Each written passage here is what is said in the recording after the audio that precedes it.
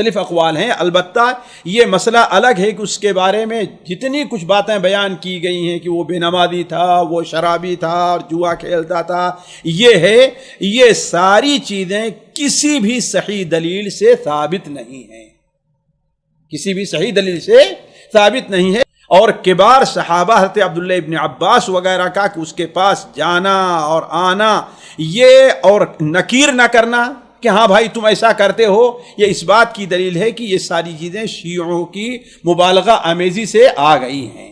اور یزید رحمۃ اللہ علیہ کا تب بھی کوئی پھر بھی ہم اس کو گناہ نہیں سمجھتے، اس لیے کہ مسلمانوں کا خلیفہ رہا ہے، صحابہ کرام نے اس کے ہاتھ پر بیعت کی ہے، اس کی خلافت کو قبول کیا ہے۔ جی 9 لاکھ قتل حسین کرنے کے لیے آئے تھے۔ اگر تمہیں طاقت کا نشہ تھا، تمہیں اقتدار کا نشہ تھا، تم حکومت پرست تھے، تم یہ سمجھتے تھے کہ نبی کے بیٹے کے خون سے اپنے ہاتھوں کو رنگین کرنے کے بعد بھی تمہاری حکومتوں کا تسلسل چل جائے گا، تمہاری حاکمیت قائم رہے گی، تم زمانے پہ راج کرو گے، تمہاری حکومت باقی رہے گی۔ آؤ آج یہ لاکھوں کروڑوں حسین کے عاشق، عباس کے نوکر، علی اکبر کے ماتمی، علی اصغر کے عزادار تمہاری طرف آ رہے ہیں۔ آج ہمیں بتاؤ کہ یزید ابن معاویہ کی قبر کہاں ہے، مجھے بتاؤ عمر ابن سعد کہاں ہے، مجھے بتاؤ حسین ابن نمیر کہاں ہے، مجھے بتاؤ وہ جو لاکھوں قتل کرنے کے لیے آئے تھے ان کی قبروں کے نشان مٹ گئے، وہ اپنی قبروں کے جہنم کا ایندھن بن گئے۔ آج وہ جو بڑے بڑے سپہ سالار، کوئی بصرہ سے چلا تھا، کوئی کوفہ سے چلا تھا، مجھے بتاؤ کہاں ہے وہ ابن زیاد، کہاں ہے وہ عمر ابن سعد، کہاں ہے وہ حسین ابن نمیر؟ اگر ان کی قبروں کا نشان کہیں نہیں پتا، آؤ میں تمہیں بتاؤں حبیب کی قبر کہاں ہے، جون کہاں سو رہا ہے، حر کہاں سو رہا ہے۔ اور حسین ان ہاتھوں کو سلام۔ آپ اس وقت اس رستے پہ چلتے ہوئے جا رہے ہیں جو علم کے کعبہ سے عشق کے کعبہ کی طرف جاتا ہے۔ بات شروع ہو چکی، ذہن آپ نے متوجہ رکھنے ہیں۔ میں پھر لفظ کہوں گا کہ آپ جس رستے پہ چلتے ہوئے جا رہے ہیں یہ علم کے کعبہ سے عشق کے کعبہ کی طرف جا رہا ہے۔ یہ باپ کے مزار سے بیٹے کی معراج تک جا رہا ہے۔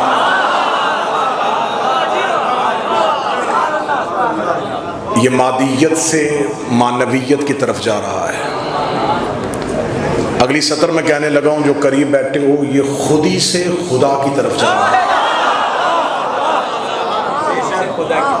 یہ خودی سے خدا کی طرف جا رہا ہے۔ یہ بندہ صراط مستقیم پہ چلتا ہوا مالک یوم دین تک جا رہا ہے۔ یہ پاؤں سڑک پہ نہیں چل رہے، یہ بنی امیہ کی لاشوں کو رونتے ہوئے جا رہا ہے۔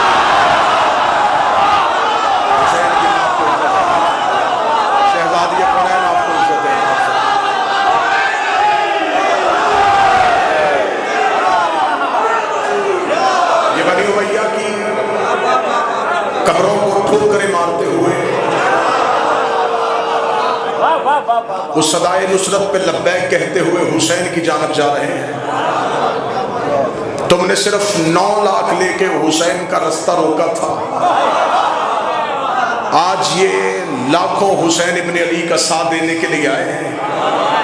آج تو قبر حسین کی طرف اتنے پاؤں چل رہے ہیں، لیکن مجھے کہیں پتہ نہیں چل رہا وہ جو 9 لاکھ قتل حسین کرنے کے لیے آئے تھے، اگر تمہیں طاقت کا نشہ تھا، تمہیں اقتدار کا نشہ تھا، تم حکومت پرست تھے، تم یہ سمجھتے تھے کہ نبی کے بیٹے کے خون سے اپنے ہاتھوں کو رنگین کرنے کے بعد بھی تمہاری حکومتوں کا تسلسل چل جائے گا، تمہاری حاکمیت قائم رہے گی، تم زمانے پہ راج کرو گے، تمہاری حکومت باقی رہے گی۔ آؤ آج یہ لاکھوں کروڑوں حسین کے عاشق، عباس کے نوکر، علی اکبر کے ماتمی، علی اصغر کے عزادار تمہاری طرف آ رہے ہیں۔ آج ہمیں بتاؤ کہ یزید ابن معاویہ کی قبر کہاں ہے، مجھے بتاؤ عمر ابن سعد کہاں ہے، مجھے بتاؤ حسین ابن نمیر کہاں ہے، مجھے بتاؤ وہ جو لاکھوں قتل کرنے کے لیے آئے تھے ان کی قبروں کے نشان مٹ گئے، وہ اپنی قبروں کے جہنم کا ایندھن بن گئے۔ آج وہ جو بڑے بڑے سپہ سالار، کوئی بصرہ سے چلا تھا، کوئی کوفہ سے چلا تھا، مجھے بتاؤ کہاں ہے وہ ابن زیاد، کہاں ہے وہ عمر ابن سعد، کہاں ہے وہ حسین ابن نمیر؟ اگر ان کی قبروں کا نشان کہیں نہیں پتا، آؤ میں تمہیں بتاؤں حبیب کی قبر کہاں ہے، جون کہاں سو رہا ہے، حر کہاں سو رہا ہے۔ حسین ان ہاتھوں کو سلام.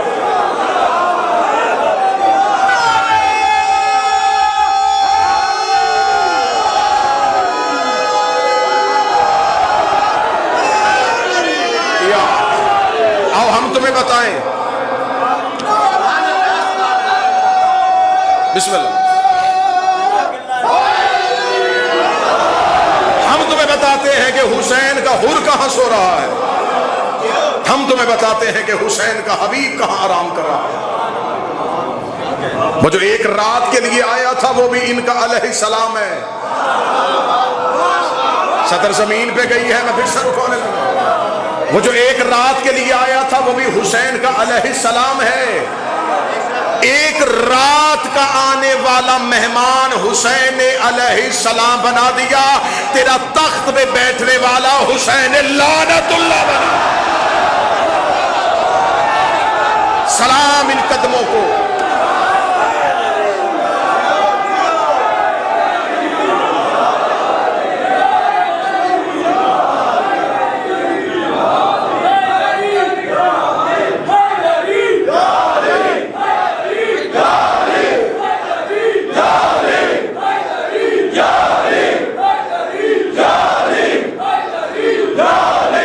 سارے مل کے آخر تک حیدری. ہم کیوں پیدل چلتے ہیں حسین کی طرف. خلقت انسان میں سب سے پہلا جو کام ہے وہ انسان چلنے کی کوشش کرتا ہے. لوگ کہتے ہیں کہ شاید یہ پیدل چلنا، یہ 40 کی واک، یہ حسین کی قبر کی طرف چلنا یہ شیعوں نے کلچر بنایا ہے. یہ کلچر نہیں ہے، یہ عبادت ہے. حسین کی قبر پہ چلنے والے، قدموں پہ اعتراض کرنے والوں، حج کے دنوں میں صفا و مروہ پہ دوڑنا چھوڑو. ہم تو بڑے اطمینان سے چل رہے ہیں، ہم تو بڑے وقار سے چل رہے ہیں، ہم تو رکتے ہوئے جا رہے ہیں، ہم تو سانس لیتے ہوئے جا رہے ہیں، ہم تو ایک دوسرے کی خدمت کرتے ہوئے جا رہے ہیں. یہ قدم آہستگی کے ساتھ، وقار کے ساتھ، اطمینان کے ساتھ، احترام کے ساتھ. ہماری گردنوں میں کوئی غرور حسین نے ایسا دیا ہے. ہم کرم کی تلاش میں جا رہے ہیں، ہم حسین کی طرف جا رہے ہیں. ہمارے دلوں کو سکون ہے، ہم خرچ کر کے آئے ہیں. ہمیں نہ گرمی کی پرواہ ہے، نہ پیاس کی فکر ہے، نہ بھوک کا خطرہ ہے. یہاں پہ ہم اپنی پوری دنیا کو رونتے ہوئے حسین کی طرف جا رہے ہیں. حسین کے اس ماتمی کے چہرے کا وقار دیکھو. حج کے دنوں پہ صفا و مروہ پہ دوڑنے والوں، ہمیں بتاؤ صفا سے لے کے مروہ تک یہ چکر لگانے والے، نہ تیرے چہرے پہ اطمینان تھا، نہ تیری رفتار میں وقار تھی، نہ تیرے لہجے میں وہ کھن تھی، نہ وہ گرج تھی. آخر تیرا چہرہ اتنا گھبرایا ہوا کیوں تھا؟ آخر تیرے چہرے میں اتنی فکر کیوں تھی؟ اس لیے کہ تجھے خبر ہی نہیں تھی کہ تو کیا کر رہا ہے. تو نے یہ صفا و مروہ کے درمیان صحیح کی تھی یا کیوں کی تھی؟ کہتے یہاں ایک نبی کی ماں دوڑی تھی، نبی کی ماں دوڑی تھی، نبی کی ماں دوڑی تھی. اس کا مطلب ہے کوئی ماں بیٹا بچانے کے لیے دوڑے تو کیا اللہ قیامت تک کے لیے مسلمانوں پہ واجب کرے گا؟ اس کا مطلب ہے کہ وہ بیٹا بچانے کے لیے نہیں دوڑی تھی، وہ ایک حجت کو بچانے کے لیے دوڑی تھی. اور اچھی عورت حجت بچانے کے لیے دوڑے تو اللہ مسلمانوں پہ سنت بنا دیتا ہے.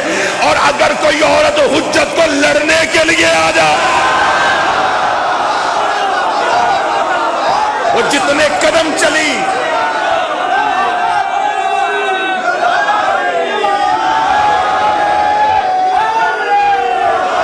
اس نے صرف ایک اسماعیل بچایا.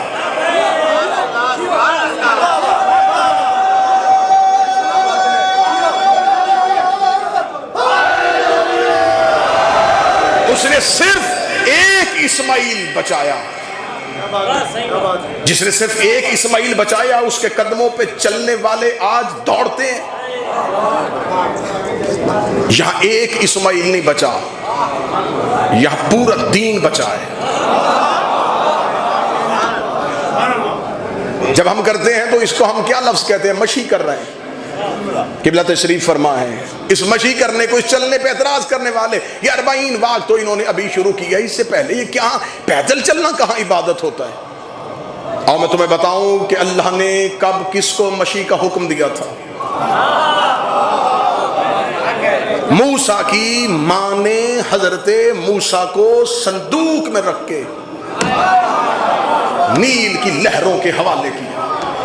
سورہ مبارکہ طٰہٰ آیت کا نشان 40. جو ہی حضرت موسیٰ کی ماں نے صندوق میں رکھ کے بیٹا لہروں کے حوالے کیا، خدا کہتا ہوا اذ تمشا اختوں کا، پھر یاد کر موسیٰ جب تیری بہن نے مشی کی تھی. قرآن میں لفظ مشی استعمال ہو رہا ہے، خدا کہہ رہا ہے موسیٰ تیری بہن چلی تھی. کس کے پیچھے؟ صندوق کے پیچھے. کون تھی؟ موسیٰ کی بہن. اس کا مطلب موسیٰ تھا اس دور کا نبی، اس دور کی حجت کی بہن صندوق کے پیچھے چلی اور دربار فرعون تک پہنچی، اور دربار فرعون میں جا کے حضرت موسیٰ کی بہن نے حضرت موسیٰ کا تعارف نہیں کروایا، بلکہ بتایا کہ میں ایک ایسی خاتون کو جانتی ہوں. تو میری طرف کیجئے گا، میں ایک ایسی خاتون کو جانتی ہوں، یہ بچہ جس کا دودھ پیے گا. میں پورا واقعہ نہیں پڑھنا چاہتا. اس کا مطلب ہے کہ حضرت موسیٰ کی بہن چند قدم چلی اور خدا کہتا ہے کہ اے موسیٰ تیری بہن نے مشی کی، تیری بہن چلی تھی.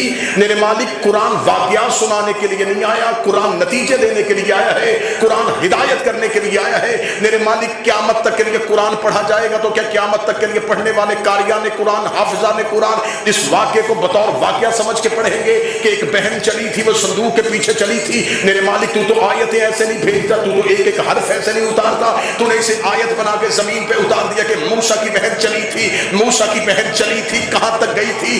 فرعون کے دربار تک گئی تھی، اور فرعون کے دربار کے اندر جا کے موسیٰ کی بہن نے حضرت موسیٰ کا تعارف نہیں کروایا تھا، صرف اتنا بتایا تھا کہ میں ایک ایسی خاتون کو جانتی ہوں، یہ بچہ جس کا دودھ پیے گا. اس کا مطلب ہے کہ موسیٰ کی بہن چلی تھی، نہ بھائی کا تعارف کروا سکی تھی، نہ فرعون کو مسلمان کر سکی تھی، نہ بھائی کا تعارف کروا سکی تھی، نہ فرعون کے سامنے بول سکی تھی. وہ ڈرتی ہوئی دربار میں کھڑی ہوئی تھی، اور ڈرتی ہوئی کھڑی ہو کے موسیٰ کی بہن نے تعارف کروا کے کہہ دیا تھا کہ اس بچے کی ایسی خاتون کے بارے میں جانتی ہوں جس کا یہ دودھ پی لے گا. اور صرف حضرت موسیٰ کی زندگی بچانے کے لیے وہ بہن گھر سے نکل کے فرعون کے دربار تک گئی، اور خدا نے اس کی مشی کرنا، اس کا پیدل چلنا اللہ نے قرآن میں آیت بنا کے رکھ دیا. میرے مالک تو نے واقعہ لکھا ہے، فرمایا واقعہ نے لکھا، مجھے کسی مستور کی فضیلت بتانی ہے کہ موسیٰ کی بہن چند قدم چل کے فرعون کے دربار میں گئی، نہ موسیٰ کا تعارف کروایا، نہ فرعون کو تخت سے اتارا. لیکن جب زینب بنت علی کربلا سے چلتی ہوئی شام کے محل تک پہنچی تو اس وقت بھی سب سے بڑا فرعون تخت میں بیٹھا ہوا تھا. بی بی نے جا کے حسین کا تعارف بھی کروایا، یزید کا تعارف بھی کروایا، اور بی بی نے دربار میں کھڑی ہو کے کہا میں حسین کی بہن ہوں اور تیرے باپ کو میں جانتی ہوں.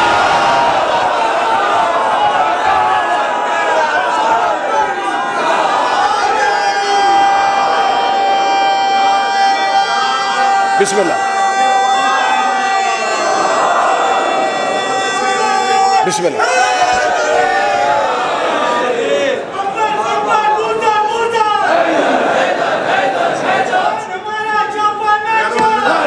بسم اللہ سر، بسم اللہ سر، بسم اللہ. جو 1176 1176 اور 7 بجے 8 بجے.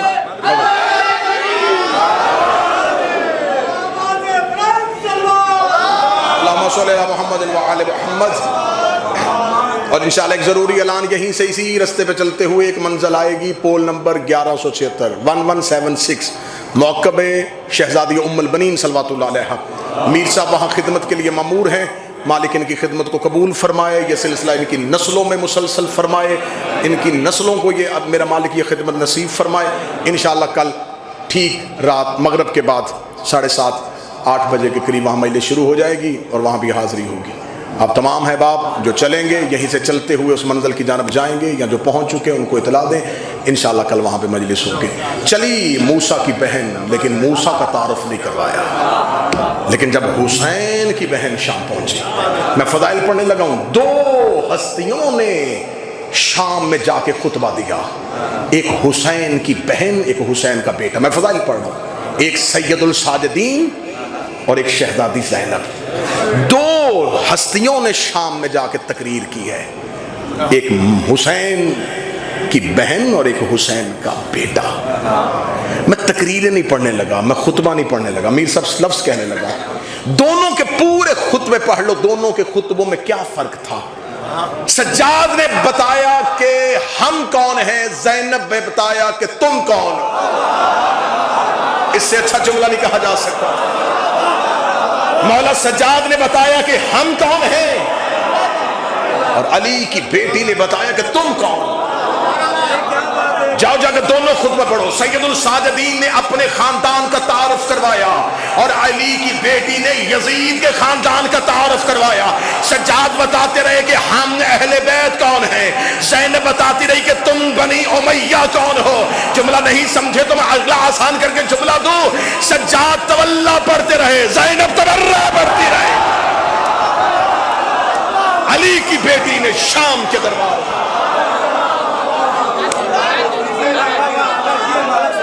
بسم اللہ سر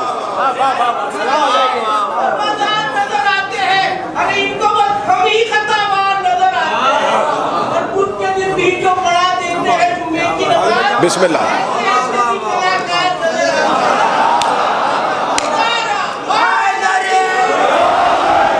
اور یہ شہزادی جو شام میں گئی، یہ بی بی ایک بہن بھائی کے ساتھ نہیں جا رہی۔ اتنا نہ گھٹایا جائے عالیہ کی محنت کو کہ ایک بہن تھی جو بھائی کے ساتھ چلی گئی تھی، بڑی محبت کرتی تھی۔ کربلا میں کردار عالیہ کا ہونا اتنا ضروری ہے جتنا قرآن میں سورہ حمد کا ہونا ضروری ہے۔ جو ہندوستان سے بیٹھے ہیں، جو اہل زبان ہیں، کربلا میں علی کی بیٹی کا ہونا اتنا ضروری ہے جتنا قرآن میں سورہ حمد کا ہونا ضروری ہے۔ جیسے سورہ حمد کے بغیر نماز نہیں ہوتی،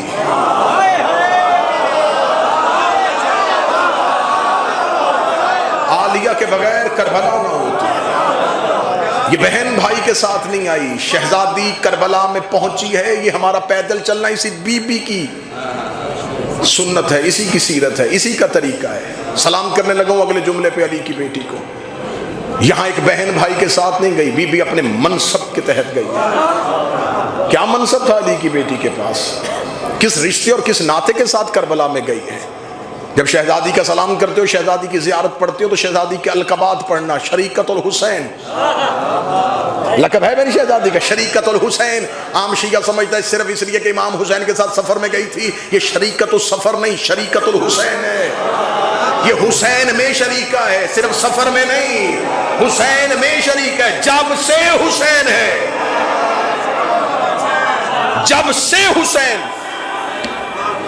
تب سے شریکہ۔ اس کی ایکو بند کرنا یا گونج ختم کرنا۔ جب سے حسین تب سے شریکہ، شریکت الحسین، حسین میں شرکت ہے اس کی۔ تو میں زمانے کو بتاؤں کہ حسین 3 شعبان سے ہے، کہہ دیتا میں حسین 3 شعبان سے، اگر رسول کی حدیث نہ ہوتی۔ حسین و منی، جو محنت میں بولتے وہ ہاتھ اٹھانا۔ حسین مجھ سے ہے، اس کا مطلب جب سے رسول ہے تب سے حسین ہے، جب سے حسین ہے تب سے یہ شریکت الحسین ہے۔ تو پھر اگر ایک جذب اور ایک اڑان اور بھرنا چاہو تو کیا مطلب ہے کہ رسول 17 ربیع الاول سے ہے، اول ما خلق اللہ نوری، سب سے پہلے اللہ نے میرے نور کو خلق کیا۔ جب سے یہ نور ہے تب سے حسین ہے، جب سے حسین ہے تب سے شریکت الحسین۔ میری شہزادی کا لقب عالمہ غیر معلمہ، یہ لقب بی بی کو کسی شیعہ مولانا نے نہیں دیا، چوتھے امام نے بازار شام میں اپنی پھپھی کا تعارف کرواتے ہوئے کہا تھا کہ میری پھپھی عالمہ غیر معلمہ ہے، میری پھپھی وہ عالمہ ہے جس کا کوئی معلم نہیں ہے۔ آسان کر کے جملہ کہوں، ان پڑھوں کے گھر میں کوئی کہے کہ میں نے کسی سے نہیں پڑھا تو سمجھ آتا ہے۔ ہائے ہائے ہائے ہائے، ان پڑھوں کے گھر میں کوئی کہے کہ میں نے اپنے گھر میں کسی سے نہیں پڑھا تو سمجھ میں آتا ہے جس گھر میں سارے ہی پڑھے ہوں اور کوئی اس گھر میں کہے کہ میں نے کسی سے نہیں پڑھا، جو ہاتھ نہیں اٹھا یہ علی کے گھر میں غیر معلمہ ہے، یہ باب علم کے گھر میں غیر معلمہ ہے۔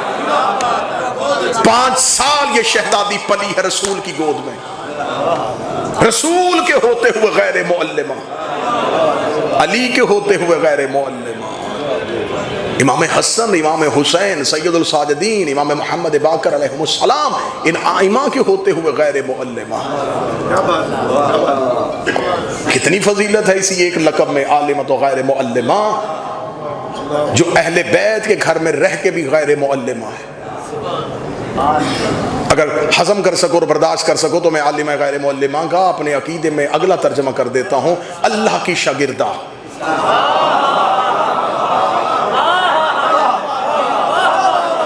میں غیر معلمہ کے بعد میں کیا کہوں کہ جس کا کوئی بھی یہاں معلم نہیں ہے تو اس کا مطلب ہے اللہ کی شاگردہ۔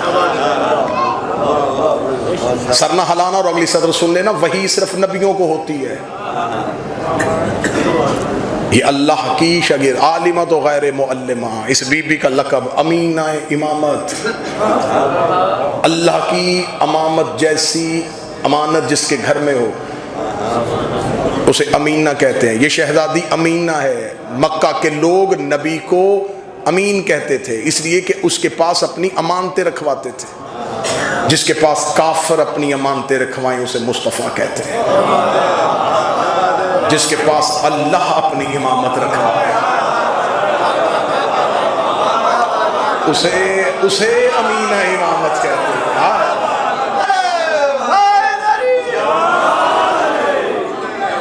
بسم اللہ سرکار۔ اس شہزادی کا کردار کربلا میں اپنے منصب، اپنے عہدے کی وجہ سے ہے۔ آؤ دیکھیں کیا عہدہ تھا علی کی بیٹی کے پاس، کتنا بڑا عہدہ ہے کہ اس بی بی کا اسم مبارکہ ہی بتاتا ہے کہ اس کے پاس کتنی فضیلتیں ہیں۔ زینب، باپ کی زینت، قرآن کہتا ہے کہ بیٹے ماں باپ کی زینت ہوتے ہیں، حسن حسین کے ہوتے ہوئے باپ کی زینت ہے۔ کسی گھر میں بیٹا نہ ہو تو وہ تو کہہ سکتا ہے کہ میری بیٹی ہی میرا بیٹا ہے۔ جس کے گھر میں حسن بھی ہے، حسین بھی ہے، عباس بھی ہے، لیکن زینت باپ کی پھر بھی یہ ہے۔ لفظ بدلتا ہوں، جو رحمان کی زینت ہے یہ اس کی زینت ہے۔ یہ شہزادی ہے امینہ امامت۔ بس ایک سطر گزرتے ہوئے پڑھنے لگا ہوں۔ کون سی امانت تھی اس بی بی کے پاس؟ سید الساجدین کا کربلا میں چند لمحوں کے لیے خاموش ہو جانا، اس کے لیے لقب مشہور کر دیا بیمار کربلا۔ تو کوئی بچہ یہ نہ سمجھے کہ شاید معاذ اللہ العیاذ باللہ کہ سید الساجدین جیسے ہم لوگ بیمار ہوتے ہیں ویسے امامت بیمار ہے، نہیں، امامت کے ہاں ایسی بیماری نہیں ہوتی۔ چند لمحوں کے لیے آنکھیں بند ہوئی تھیں، حکمت پروردگار تھی، آنکھیں کھلی ہوتی تو صدائے حل من پہ لبیک واجب تھا۔ مولا سید الساجدین کی چند لمحے کے لیے آنکھیں بند ہوئیں، اور یہ آنکھیں بالکل ایسے ہی بند ہوئیں کہ جیسے رسول معراج پہ گئے اور کنڈی ہلتی رہی۔ نظام کائنات تو حرکت میں تھا لیکن سید الساجدین کی آنکھیں بند ہوئی۔ یہاں مصائب کے عنوان میں ایک لفظ پڑھا جاتا ہے کہ جب سید الشہداء امام حسین کی شہادت ہوئی تو یہی بی بی خیمے میں گئی ہے اور اس نے جا کے شانہ ہلایا ہے اور ہلا کے کہا ہے سجاد جاگیے، اب آپ امام ہیں۔ یہ لفظ ایسے ہی ہے کتاب میں کہ بی بی نے جا کے سید الساجدین کو کہا اب آپ امام ہیں۔ اس کا مطلب ہے کہ شہادت حسین سے لے کے سید الساجدین کی آنکھیں کھلنے تک جس نے امامت والی امانت کو اپنے پاس رکھا اور شانہ پکڑ کے ہلایا اور ہلا کے کہا اب آپ امام ہیں۔ اور پھر اگلا جملہ کیا کہا؟ بی بی نے اگلا جملہ دے کے کہا سجاد اب آپ بتائیں جل کے مرنا ہے یا باہر نکلنا ہے؟ عالمہ غیر معلمہ یہ سوال کیوں پوچھ رہی ہے؟ یہ سوال نہیں تھا، یہ سید الساجدین کی امامت کا اعلان تھا۔ بی بی زمانے کو دستور دے رہی تھی کہ میں عالمہ غیر معلمہ ہو کے بھی امام سے پوچھ رہی ہوں، جل کے مرنا ہے یا باہر نکلنا ہے؟ اتنا ضروری ہے حکم امام کی اطاعت کرنا کہ آگ خیمے کے اندر بھی آ جائے تو مرضی امام پوچھو۔ میں لفظ پھر کہنے لگا ہوں، اتنا ضروری ہے شیعہ مذہب میں امام کی اطاعت کرنا کہ آگ خیمے کے اندر بھی آ جائے تو امام سے امام کی مرضی پوچھو کہ امام کیا چاہتا ہے۔ شہزادی نے پوچھا جل کے مرنا ہے یا باہر نکلنا ہے؟ سید الساجدین نے آنکھیں کھلی، جب بند ہوئی تھیں تو باپ ودا کر رہا تھا، جب آنکھیں کھلی تو اب مولا سجاد کا پہلا جملہ تھا، بابا کہاں ہے؟ یقیناً اگر شہزادی اس کا جواب دیتی تو اس کے بعد سجاد کے سوال شروع ہوتے، ختم نہ ہوتے۔ بی بی بتا دیتی کہ بابا مارا گیا، سجاد اگلا سوال پوچھتے اکبر کہاں ہے؟ بی بی بتاتی مارے گئے، سجاد پوچھتے اصغر کہاں ہے؟ عباس کہاں ہے؟ بی بی نے سجاد کو اتنے سوال کرنے ہی نہیں دیے۔ مولا سجاد نے پوچھا بابا کہاں ہے؟ بی بی ماتھا چوم کے کہتی تیرے اور باکر کے سوا ہمارے گھر میں کوئی مرد نہیں۔